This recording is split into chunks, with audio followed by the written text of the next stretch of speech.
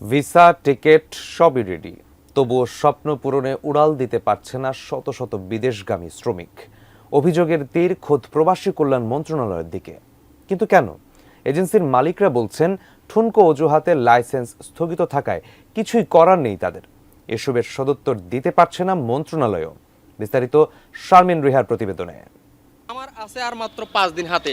টিপু মিয়ার স্বপ্নের বিদেশ যাত্রা প্রবাসী কল্যাণ মন্ত্রণালয়ের এই ভবনে আটকে আছে প্রায় 6 মাস। তার মতো মিজানুর রহমানও ভিটেমাটি বেঁচে পাওয়া ভিসা হাতে নিয়েও ঘুরছেন মন্ত্রণালয়ের এ ঘর ও ঘর। জমা জমি যা ছিল সব বিক্রি করে টাকা দিছে। এখন পরিবার অনেক চিন্তিত। আমার তো পরিবারে শুধু আমার এক বড় ভাই আছে আর আমার এক বোন আছে। এরা তো সেভাবে কর্ম করতেছে না। আমার উপর আশা করে দিচ্ছে, এখন আল্লাহ জানি না কী হবে।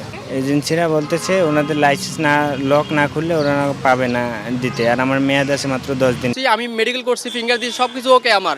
তারা কেন আমাকে ম্যান পাওয়ার দিবে না?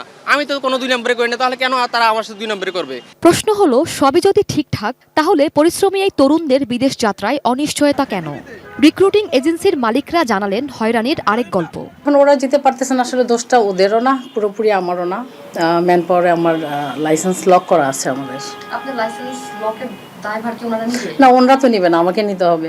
এই লকের কারণে এখন এদের কাজটা আমি তো জানি লকটা ছুটে গেছে, যেহেতু সব ধরনের অভিযোগ উঠে গেছে আমার জানা মতে, আমার কাছে প্রুফও আছে। আমি অভিযুক্ত, এই কারণে তো ওনারা বিচার করবে। আমি অভিযুক্ত না হলে তো আমার লাইসেন্স লক হইতো না। আমি সমাধান করছি, আমার ছেড়ে দেওয়া হোক।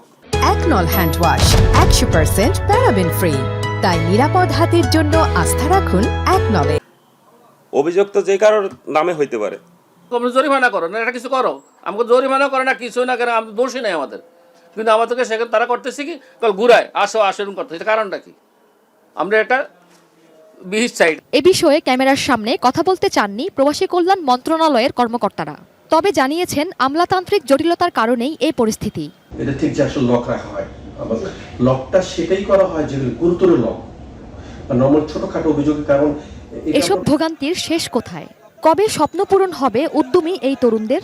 এ বিষয়ে মন্ত্রণালয়ের উপদেষ্টা ও সচিবের সঙ্গে বারবার যোগাযোগের চেষ্টা করেও সাড়া মেলেনি। Sharmin Riha, ATN news, Dhaka.